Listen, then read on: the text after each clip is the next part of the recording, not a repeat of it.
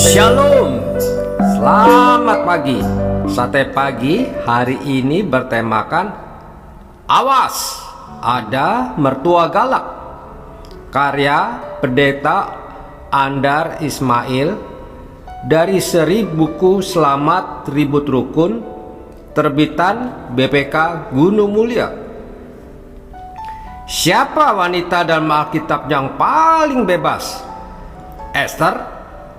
Miriam? Salah. Jawab yang betul adalah Hawa. Loh, mengapa Hawa? Karena Hawa tidak punya mertua. Itu adalah gambaran negatif tentang mertua. Banyak orang mempunyai gambaran buruk tentang mertua. Biasanya mertua, lebih-lebih ibu mertua, digambarkan sebagai galak, bawel, cerewet, dan serba mau tahu. Akibatnya, hubungan menantu dan mertua sering digambarkan sebagai menegangkan dan sewaktu-waktu dapat meledak menjadi keributan. Perasaan-perasaan apa yang sebenarnya banyak melatar belakangi hubungan menantu dan mertua? Mari kita telaah sudut pandang mereka masing-masing. Cobalah tempatkan diri kita pada perasaan seorang ibu mertua. Sudah lebih dari 25 tahun ia merawat putranya. Ialah yang melahirkan, membesarkan, dan mendidik putranya. Masih segar segala ingatannya tentang masa kecil putranya. Ketika dalam kelelahan dan kelegaan setelah bersalin, ia melihat putranya yang kecil mungil ketika putranya jatuh dari pohon jambu. Hari pertama putranya masuk ke taman kanak-kanak. Kecemasannya ketika putranya demam sangat tinggi berminggu-minggu. Bahkan ia pernah memukul putranya ketika ia bandel. Begitu banyak kenangan. Ia sangat betapa hangatnya perasaan mendekap, membelai, dan menciumi putranya itu. Tetapi sekarang keadaan sudah berubah. Putranya sudah menjadi suami seseorang. Ia sepenuhnya menyadari hal ini. Dengan hati yang tulus, ia bersyukur bahwa putranya telah mendapatkan istri. Namun, di lain pihak, kadang-kadang ada perasaan yang kurang enak. Entah apa namanya perasaan itu. Ya, semacam perasaan cemburu, tetapi bukan dalam arti buruk. Ia mengerti bahwa putranya harus memberi waktu sepenuhnya kepada istrinya. Tetapi kadang-kadang agak perih juga rasanya bahwa si putra seolah-olah sudah melupakan dia. Ada semacam perasaan khawatir pada sang ibu kalau-kalau putranya kelak akan melantarkan dia pada masa tua rentannya.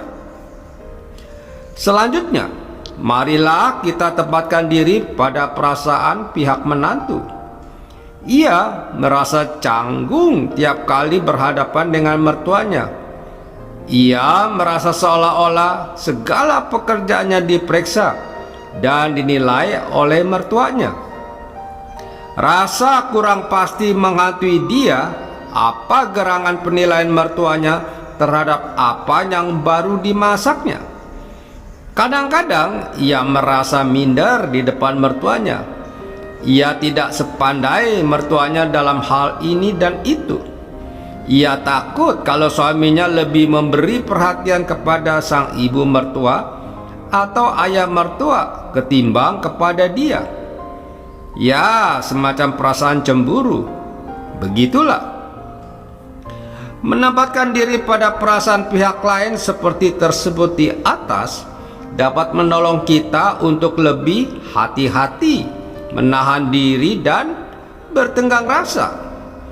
Kita belajar memahami perasaan pihak mertua. Setelah 25 tahun membesarkan anaknya, Sekarang tiba-tiba ia melihat seorang wanita lain memiliki anaknya. Ibu itu merasa kehilangan sasaran untuk merawat, mengatur, dan mencintai. Ia merasa kehilangan kekuasaan. Kita juga belajar memahami perasaan pihak menantu. Ia sedang membuka lembaran baru dalam hidupnya, menjadi seorang istri dan ibu rumah tangganya sendiri. Lagi pula, ia baru mulai menyesuaikan diri dengan suaminya. Ia merasa terganggu jika dimandori oleh mertuanya. Sebenarnya, kalau pihak mertua maupun menantu memahami kedudukan masing-masing dan juga memahami serta memperhitungkan perasaan satu sama lain, maka salah paham, ketegangan atau pertikaian antara mereka dapat dihindari. Bahkan bukan mustahil bahwa kedua orang itu mempunyai hubungan yang akrab dan dekat. Dalam cerita Rut dan Naomi, kita mendapat kesaksian tentang eratnya hubungan menantu dan mertua. Ketika kedua putra Naomi meninggal, ia merelakan kedua menantunya untuk mencari suami baru. Katanya, "Pergilah, pulanglah masing-masing ke rumah ibunya. Kiranya atas karunia Tuhan kamu mendapat tempat perlindungan masing-masing di rumah suaminya." Tetapi Rut tidak mau meninggalkan mertuanya. "Kemana engkau pergi, ke situ jugalah aku pergi." Hubungan menantu dan mertua memang dapat berkembang menjadi makin akrab. Bisa jadi menantu justru lebih terbuka terhadap ibu mertuanya ketimbang kepada suaminya. Atau bisa jadi menantu itu merasa seolah-olah mendapatkan seorang ibu kandung sendiri dalam diri mertuanya. Sebaliknya, bukan mustahil pula bahwa sang mertua merasa mendapat seorang anak yang bisa dicintainya dalam diri menantunya.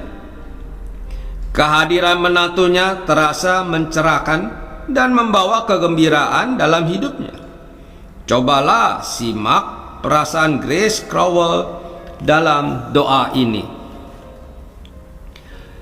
Tidak ada kata-kata yang memadai untuk mengucap syukur kepadamu ya Tuhan untuk istri dan putraku. Perempuan ini yang sebagian adalah ibu dalam cintanya, sebagian anak perempuan dan sebagian wanita dalam hidupnya. Begitu bergelora untuk menjumpai dia yang adalah putraku. Aku merelakan putraku bagi dia. Aku yang telah begitu lama menyiapkan putraku dengan penuh kasih sayang untuk dia. Aku tidak akan mengikat mereka dengan ikatan demi kepentinganku, agar gesekan akibat ikatan itu jangan mengganggu perjalanan cinta mereka. Mereka harus bebas sebagaimana angin pun bebas. Ya Tuhan, aku sangat bersyukur bahwa dalam mencari seorang wanita, putraku telah menemukan yang ini. Amin. Yesus sayang padaku, Alkitab mengajar